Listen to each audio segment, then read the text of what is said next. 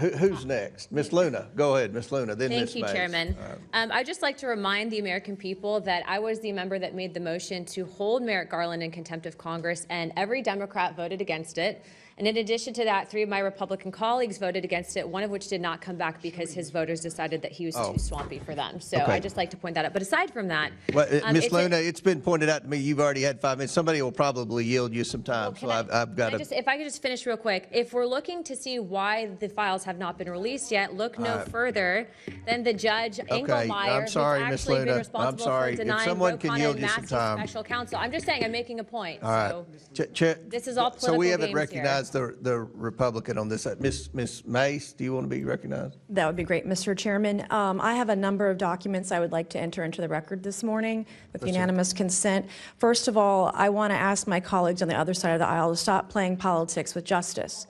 Not a single one of you voted for your own party to be held in contempt. I'm the only member of this body, of this committee, that has held both Republicans and Democrats alike in contempt for defying a congressional subpoena. So the hypocrisy is real, and I don't want to hear anyone on the other side of the aisle say no one is above the law here on this. We're talking about human trafficking, sex trafficking. We're talking about children, girls as young as 14 being assaulted, being trafficked by wealthy and powerful people. This is not political. This is personal. This should be nonpartisan. We should be working on this together. And it's incredible that we're politicizing rape, we're politicizing sex trafficking, we're politicizing this entire Epstein thing. And it just, as a survivor, I'm telling you, it should not be. And I've done a lot of work, Mr. Chairman, in advocacy and writing legislation for victims of abuse, male, female, and children, man, woman, and child. South Carolina, my home state, Mr. Chairman, has a huge problem with all sorts of violent crimes, but sex trafficking in my state is up by over 400%. We have domestic violence in our state where you can't get a trial. And there was a case last year where a woman 2 years ago was kidnapped by her boyfriend, beaten to a pulp, her face just beaten in. 2 years after he kidnapped her and beat her, he murdered her on Mother's Day because our local solicitor refused to prosecute that case.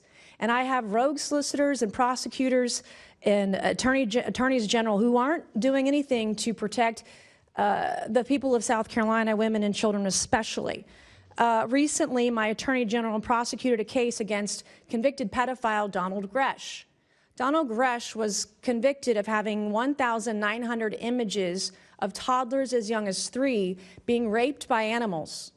Donald Gresh, under the prosecution of my Attorney General Alan Wilson, served 1 day in jail. 1 day. Donald Gresh isn't the only pedophile, convicted pedophile, that we prosecute like that. My Attorney General Alan Wilson prosecuted this case. This is Travis Reed Gay. Well, the other thing, too, is that Donald Gresh, he was facing 60 years in jail, got 1 day.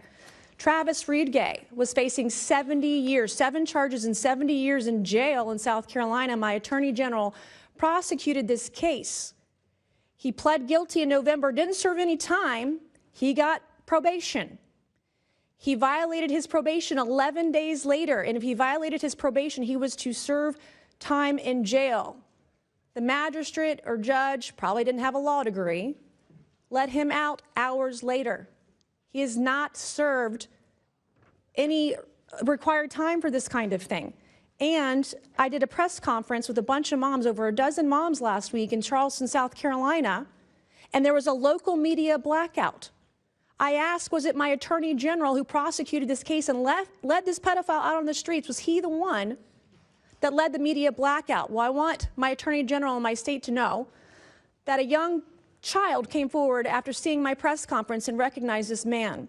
She filed a police report the same day because he allegedly followed her in a park the week before. This is Scott Spivey, killed, shot with a bullet in the back, shot at 17 times, not prosecuted by my attorney general. So I'm going to ask unanimous consent, Mr. Chairman, to enter those 3 images into the record. This is Weldon Boyd. This is Scott Spivey's killer who shot him in the back and has never really been investigated or prosecuted for that killing. in South Carolina. I would like to enter that into the record, Mr. Chairman. Without objection, so ordered. This is Logan Federico.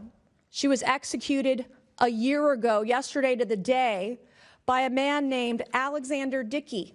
Alexander Dickey was a convicted criminal. He had 39 arrests, 25 felony charges. He executed this beautiful 22-year-old daughter of Stephen Federico in cold blood after stealing a gun. If her killer, Alexander Dickey, hadn't been let out by a rogue magistrate or judge or a prosecutor or solicitor that didn't care, she would be alive today. Mr. Chairman, I would like to enter her image and her killer's image into the record. Without objection, so ordered. I have another image. This is Eric Bowman. Eric Bowman beat his wife and has been alleged and is being investigated for other abuses against women and potentially underage girls. He was just let out free, Mr. Chairman, out of jail in South Carolina. He is a predator. I have reported him to law enforcement. He's under investigation, but I have written bill after bill about predators like Eric Bowman, about voyeurism, about these sort of criminal sexual allegations. I would like to enter his image into the record. Without objection, so ordered. I have two more. Can we get it? Your time's expired, but I'll recognize you for a UC later on, because I want to make sure everybody stays within their 5 minutes. Chair recognizes Mr. Bell from Missouri. First and foremost,